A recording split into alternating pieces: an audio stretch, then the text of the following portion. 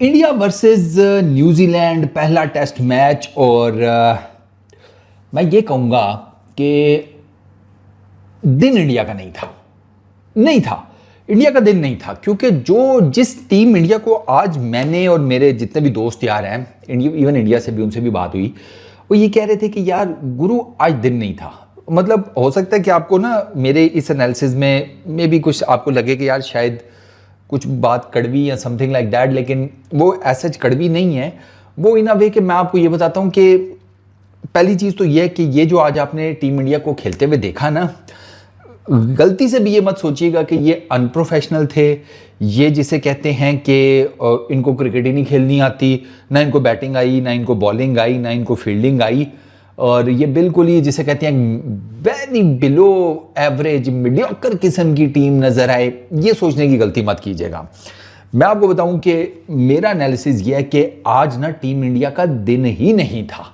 Bengaluru test का second day team India का नहीं दिन था, बिल्कुल उसी तरीके से जिस तरीके से 2023 का वर्ल्ड कप हर दिन इंडिया का दिख रहा था। हर दिन हर match team India batting out class, bowling out class, fielding next level, and all of a sudden उनका जिस दिन नहीं बना उस दिन वो वर्ल्ड कप हार गए और वर्ल्ड कप से बाहर हो गए फाइनल।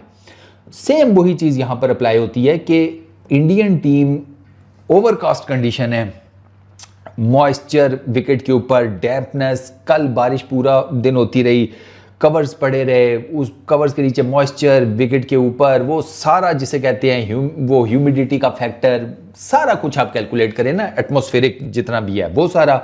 अच्छा, फिर उसके बाद रोहित टॉस जीतते हैं, रोहित डिसाइड करते हैं पहले बैटिंग करेंगे।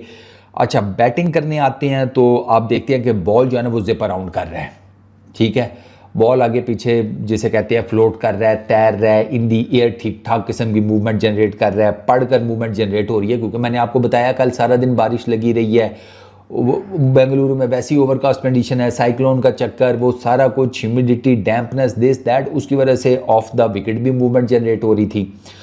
तो वो जो मूवमेंट जनरेट हुई in the air of the wicket, उसके ऊपर टीम इंडिया जो है ना वो उस तरीके से उस मूवमेंट को काउंटर नहीं कर सकी जिस तरीके से करना चाहिए था। ये एक एंगल है। दूसरा, न्यूजीलैंड की आपने फील्डिंग देखी है, आपने उनके कैचेस देखे हैं, कुछ कैचेस उनके ब्लाइंडर हैं भाई, ब्लाइंडर, वो कैचेस लिए नहीं जाते। मैंने जितनी क्रिकेट देखी है ना, ऐसे कैचेस नहीं लिए जाते। ये झूठ है कोई कहे कि ऐसा कैच लिया गया है, ऐसे कैचेस हो जाते हैं। सिंगल हैंडेडली आप गली में खड़े हैं, कट शॉट है, ठीक है, कट शॉट तो कमबख्त मारा मिडल पे भी ना लगे बल्ले के, एज भी लगे तो वो शंग करके निकलता गोली की रफ्तार से, और आप हाथ आगे करते हैं, वो आकर गेंद आपके इधर लगता है ठक करके चिपक जाता है। लोग कहते हैं ओ भाई साहब मार दिया इसने तो यहीं पर ना। वो उसकी किस्मत, बैटर की खराब किस्मत, इसकी अच्छी किस्मत कि वो चिपक गया उसके हाथ से। ऐसे हमने उनके ब्लाइंडर 2-3 देखे हैं, ठीक है। अच्छा, रोहित शर्मा आउट हुए, निकल कर खेलने की कोशिश की, लाइन नहीं कवर कर सके, बॉल को, मूवमेंट अलग से थी, सऊदी ने उनको बोल्ड कर दिया। उसके बाद आप विराट कोहली को देखें, उनका भी कैच अच्छा पकड़ा गया, लो डाउन जा रहा था, ये लेग स्लिप कर लें या जो भी आप उसको एरिया कर लें, या डीप वन लेग से थोड़ा सा आगे करके कर लें, वो कैच आप देख लें, वो भी गेंद उछल, अच्छा वो गेंद उछल कर आई है, कोहली ने उसको डाई डाउन करने की कोशिश की है, वो उस लेवल पर नहीं कर सके।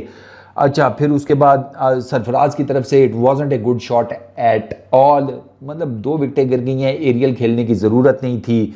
अच्छा, फिर उसके बाद जायसवाल का आउट देखें, जायसवाल का भी अच्छा कैच जिसे कहते हैं पकड़ा गया।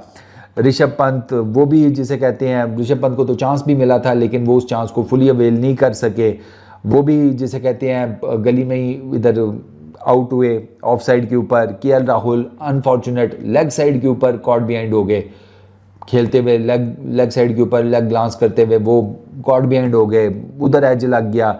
जडेजा को देखें, वो लेग साइड के ऊपर खेलना चाह रहा था, जल्दी चला गया, बल्ले का जिसे कहते हैं यहाँ पर गेंद लगा ऊपर, उसका कैच चेक कर लें जो हेनरी ने, मेरा ख्याल है कि कोई 100 मीटर की तो स्प्रिंट मार के उसने कैच पकड़ा होगा, ठीक है। फिर उसके बाद अश्विन इसी तरीके से गली में आउट हुए हैं, इंडिया के पता नहीं कितने तो गली में आउट हुए हैं भाई। अबे वो ये वाली गली, ग्राउंड वाली, वो फील्डिंग एरिया, दूसरी गली ना समझ लेना, पता भी नहीं चलता तुम लोगों का। अच्छा, कुलदीप यादव भी इसी तरीके से कैच आउट हुए, जसप्रीत बुमराह जिसे कहते हैं कैच आउट हुए। इट वाज मतलब नहीं, मेरा ख्याल है बुमराह का कैच था जो हेनरी ने बड़ा भाग कर लिया है, वो जडेजा का नहीं था, वो बुमराह का था, बुमराह का था। जडेजा का तो इजी था जो पटेल ने किया था इधर, जिसे कहते हैं डीप थर्ड मैन से थोड़ा सा आगे करके ना, ये स्लिप स्क्वाड्रन से थोड़ा सा पीछे ये परली तरफ करके, तो वो ये जडेजा का क्या उसका बुमराह का कैच था जो हेनरी ने 100 मीटर की स्प्रिंट लगाकर पकड़ा। 46 के ऊपर टीम इंडिया ऑल आउट हुई है। ये टीम इंडिया का ना इनसाइड इंडिया वर्स्ट टोटल है, लोएस्ट वर्स्ट आप उसको जो भी आप कह लें, ये वर्स्ट है 46। इंडिया इससे पहले इतने लो स्कोर के ऊपर इंडिया में कभी आउट नहीं हुआ। मेरा ख्याल है 75 है शायद साउथ अफ्रीका के अगेंस्ट, वो लोएस्ट था इससे पहले। ठीक है, और अगर मैं ओवरऑल बात करूं तो मेरा ख्याल है ओवरऑल ये टीम इंडिया का तीसरा शायद वर्स्ट टोटल है। 36 उनका वो ऑस्ट्रेलिया वाला सबसे वर्स्ट है, और ये थर्ड है शायद 46, इस तरह करके है। ये भी जैसे कहते हैं ना टॉप 3 या टॉप 5 में ही आता है। तो इट वॉजेंट ना, वो इंडिया की बैटिंग नहीं उस तरीके से चली, न्यूजीलैंड की कैचिंग बहुत शानदार थी, तो वो 46 के ऊपर टीम इंडिया आउट हुआ तो वो तो मुंह खुले के खुले रह गए सबके। ऑनेस्टली स्पीकिंग यार, सबके मुंह खुले के खुले रह गए।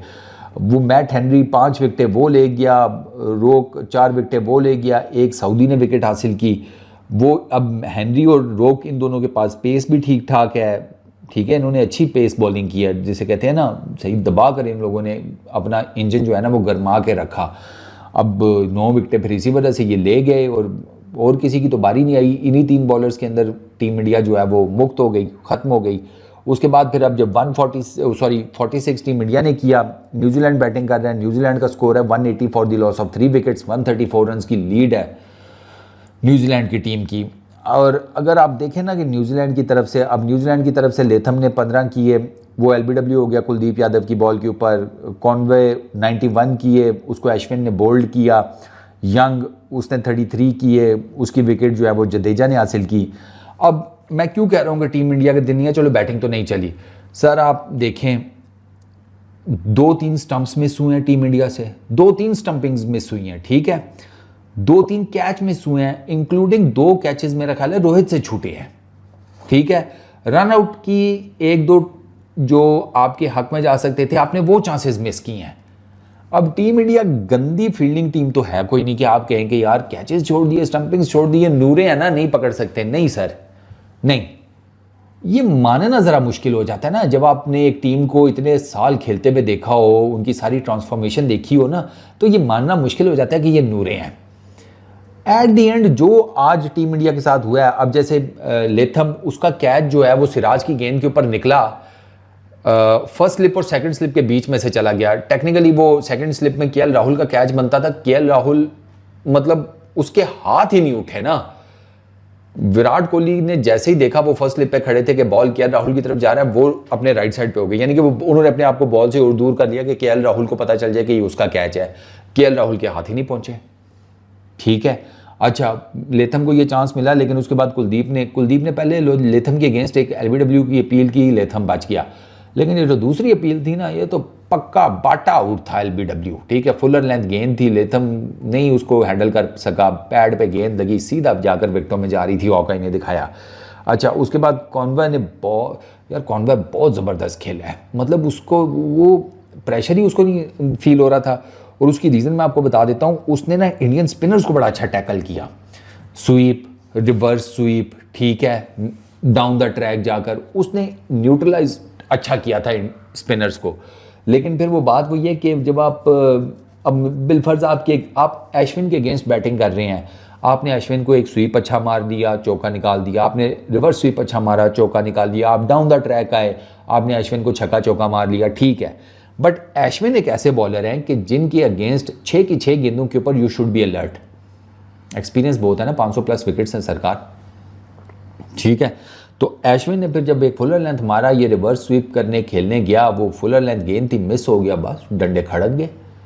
यंग वो यंग स्वीप मारते मारते उसका भी एक टॉप एज लगा, वो जडेजा की गेंद के ऊपर, ये शॉर्ट फाइन लेग के ऊपर उसने जाकर कैच पकड़ लिया अपना कुलदीप ने। तो ये 3 टोटल विकेट्स गिरी हैं। लेकिन ओवरऑल जो है ना, आज टीम इंडिया की परफॉर्मेंस वो धांसू नहीं थी। और उसकी ले दे के मुझे एक ही रीज़न समझ में आती है कि दिन नहीं था टीम इंडिया का। ठीक है, पहले बैटिंग शायद नहीं करनी चाहिए थी। अगर न्यूजीलैंड को बॉलिंग बैटिंग करवाते, things might have been different. लेकिन यू नेवर नो, ये अगर टीम इंडिया की थोड़ी सी बैटिंग जिसे कहते हैं थोड़ा सा पक्का हो जाती, तो जिस तरीके से न्यूजीलैंड ने आकर बैटिंग किया है, क्योंकि मॉइस्चर सारा कुछ कुछ टाइम बाद तो हो गया था ना फारिग, तो फिर टीम इंडिया भी जिसे कहते हैं कि अच्छा खेलने में कामयाब हो जाती। थोड़ा सा टाइम अगर वो गुजार देते, उनको मौके नहीं मिला विकेट के ऊपर ज़्यादा टाइम गुजारने का, कैचेज़ ही अच्छे पकड़े गए। जिसे कहते हैं कि फ्लॉलेस फील्डिंग की न्यूजीलैंड ने, उन्होंने आधे आधे कैचेस को भी पूरे पूरे कैचेस में कन्वर्ट कर लिया, और जिसकी वजह से अब इस टेस्ट मैच में अभी उनके पास एक अपर हैंड है। जडेजा 10 ओवर किए हैं, Kuldeep 12 over, Ashwin 11 over majorly, और 10 ओवर बुमराह ने किए हैं। तो मेजरली स्पिन अटैक जो है इंडिया का, उसने ही ज़्यादा बॉलिंग किया और उसी ने ही ज़्यादा विकेट्स निकाली हैं फॉर टीम इंडिया। तो अब लेट्स सी, कल तीसरा दिन है, कल क्या हिसाब किताब बनता है। अभी तो New Zealand is way ahead, 134 run की लीड मिल गई है उनको, और ये ठीक ठाक किस्म की लीड होती है ना। तो इंडिया को सेकंड इनिंग्स में बहुत जिसे कहते हैं आउटस्टैंडिंग किस्म की बैटिंग करनी पड़ेगी, तो वो ये टेस्ट मैच बचा पाएंगे।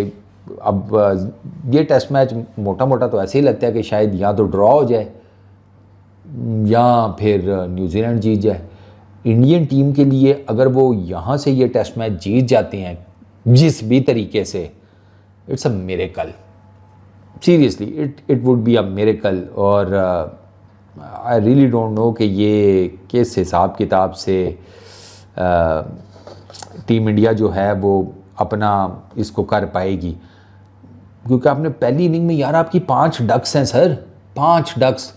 मुझे तो याद भी नहीं पड़ता टीम इंडिया की 5 डक्स लास्ट टाइम मैंने कब देखी थी। इतनी डक्स तो मैंने नहीं देखी। अबे इतनी डक्स तो मैंने किसी तालाब में नहीं देखी बे कभी एक साथ।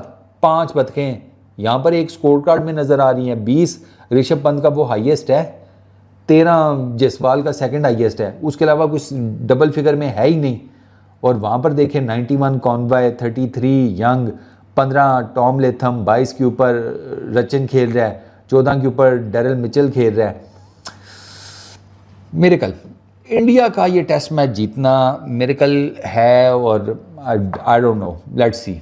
और मुझे डर ये है कि अगर WTC के फाइनल में इस किस्म की कोई कंडीशंस मिल गई वेदर की, और इंडिया को पहले बैटिंग करनी पड़ गई, फिर लंबा भी थोड़ा सोचना चाहिए ना। बट आज ना दिन नहीं था यार, ऑनेस्टली स्पीकिंग टीम इंडिया का दिन नहीं था। मैं चलो मान लिया उनसे बैटिंग गंदी हो गई है, ठीक है, बुरा खेले। फील्डिंग में भी जो उन्होंने चांसेस, उन्होंने 7-8 चांसेस मिस किए हैं यार। तो फिर जब मैं ये कलेक्टिव देखता हूँ ना सारा मिला मिलू के, तो फिर आपको ये लगता है कि नहीं यार आज इनका दिन ही नहीं था। बस इस वीडियो में इतना ही। अपना बहुत ख्याल रखना, नेक्स्ट वीडियो में मुलाकात होगी। Peace out.